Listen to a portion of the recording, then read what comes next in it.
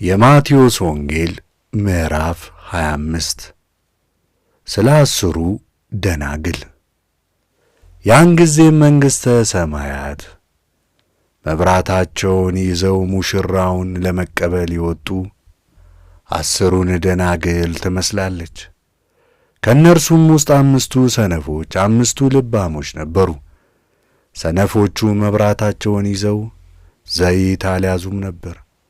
ልባሞቹ ግን ከመብራታቸው ጋር በማሰሮዎቻቸው ዘይት ይዘው ነበር።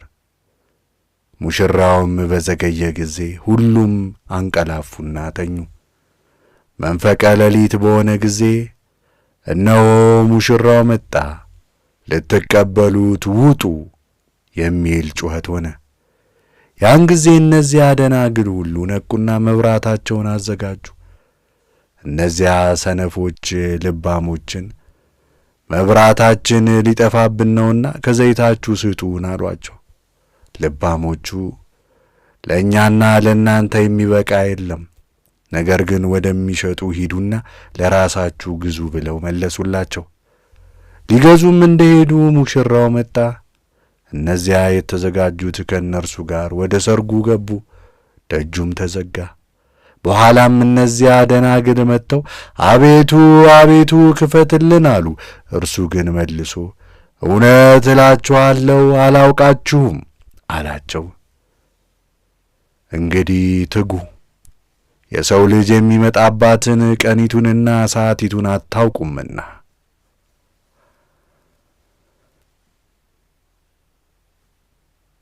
መንገድ እንደሚሄድ አገልጋዮቹን ጠርቶ ሊያተርፉበት ገንዘቡን እንደ ሰጣቸው ሰው እንዲሁ ይሆናል። ለእያንዳንዱ እንደ ችሎታቸው፣ ለአንዱ 5፣ ለአንዱ 2፣ ለአንዱ 1 ሰጠና ወዲያውኑ ሄደ። የ5 መክሊት የተቀበለውም ሄደ፣ ነግዶም ሌላ 5 መክሊት አተረፈ። እንዲሁም 2 የተቀበለው ሌላ 2 አተረፈ። 1 መክሊት የተቀበለው ግን ሄዶ ምድርን ቆፈረና የጌታውን ወርቅ ቀበረ። ከብዙ ጊዜ በኋላ የእነዚያ አገልጋዮች ጌታ ተመልሶ ተቆጣጠራቸው።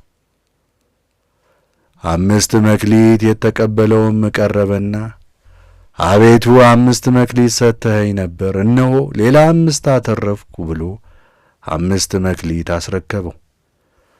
ጌታውም መልካም አንተ የታመንክ በጎ አገልጋይ፣ በጥቂት የታመንክ ስለሆንክ በብዙ እሾምሃለሁ፣ ወደ ጌታ ደስታ ግባ አለው።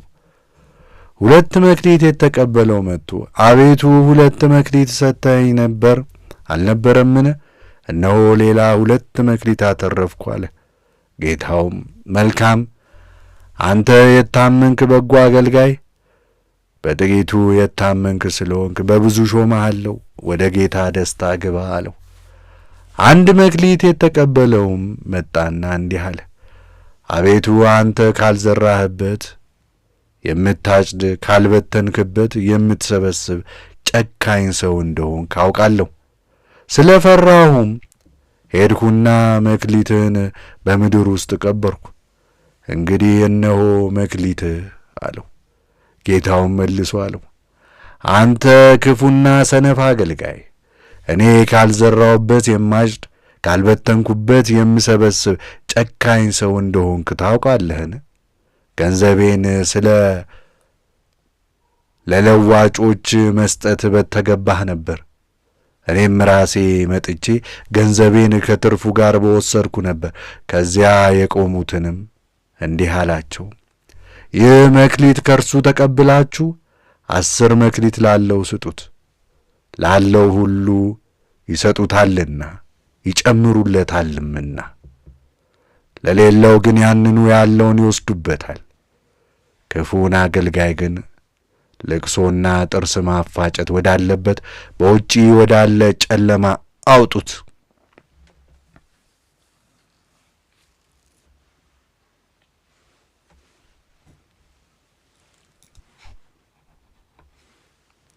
የሰው ልጅ በጌትነቱ በቅዱሳን መላእክት ሁሉ አስከትሎ በሚመጣበት ጊዜ ያን ጊዜ በጌትነት ዙፋን ይቀመጣል። አሕዛብ ሁሉ በፊቱ ይሰበሰባሉ። እረኛም በጎችን ከፍየሎች እንደሚለይ እየራሳቸው ይለያቸዋል። በጎችን በቀኙ ፍየሎችን በግራ ያቆማቸዋል። ያን ጊዜ ንጉሡ በቀኙ ያሉትን እንዲህ ይላቸዋል፣ እናንተ የአባቴ ብሩካን ዓለም ሳይፈጠር የተዘጋጀላችሁን መንግሥት ትወርሱ ዘንድ ኑ። ተርቤ አብልታችሁኛልና፣ ተጠምቼ አጠጥታችሁኛልና፣ እንግዳም ሆኜ ተቀብላችሁኛልና፣ ታርዤ አልብሳችሁኛልና፣ ታምሜም ጎብኝታችሁኛልና፣ ታስሬም ወደ እኔ መጥታችሁ ጠይቃችሁኛልና። ያን ጊዜ ጻድቃን መልሰው እንዲህ ይሉታል፣ አቤቱ መቼ ተርበህ አይተንህ አበላንህ?